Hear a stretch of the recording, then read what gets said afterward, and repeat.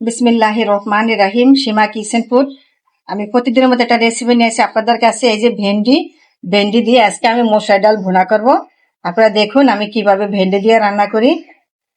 এই দেখেন, এখানে আমি আগে 1 কাপ পরিমাণ মসুর ডাল আমি ধুয়ে রেখে দিছি। দেখুন আপনারা কিভাবে আমি রান্না করি সেভাবে আপনারা দেখুন। তো এখানে আমি একটা প্যান বসিয়ে দিচ্ছি। এখানে পেঁয়াজ কুচি, রসুন কুচি একসঙ্গে দিয়ে দিলাম পরিমাণ মতন সয়াবিন তেল, দিলাম 1 চামচ পরিমাণ আদা বাটা, 1 চামচ পরিমাণ জিরা গুঁড়া, ধনিয়া গুঁড়া একসঙ্গে দিয়ে দিলাম। মশলা দিতে না পেরে দেখেন আমি কিছু পানি দিয়ে দিলাম। 1/2 চামচ পরিমাণ দেবো আমি হলুদের গুঁড়া, 1 চামচ পরিমাণ দেবো আমি মরিচ, কারণ লবণটা আমি পরে দেবো। দেখুন মশলাটা আমি 10 মিনিট কষাইছি। এখন আমি এই ধুয়ে রাখার মশলা ডালগুলো দিয়ে দিব।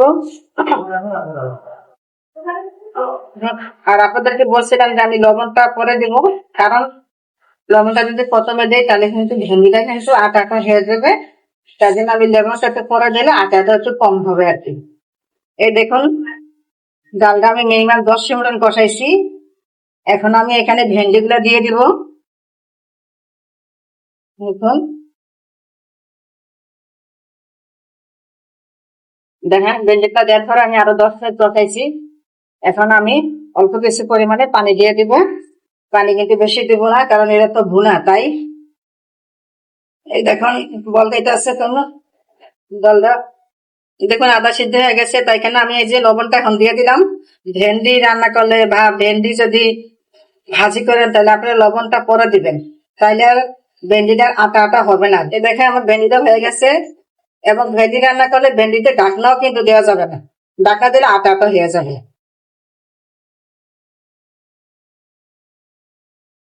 এই যে দেখেন আমার ডাল ভেন্ডিটা হয়ে গেছে। দেখেন কত সুন্দর কালার। আপনারা আমার মতন এভাবে রান্না করে খেয়ে কমেন্ট করে আমাকে জানান। প্লিজ আমার ভিডিও যদি ভালো লেগে থাকে আমার চ্যানেলটাকে লাইক কমেন্ট করুন এবং সাবস্ক্রাইব করুন। আল্লাহ হাফেজ।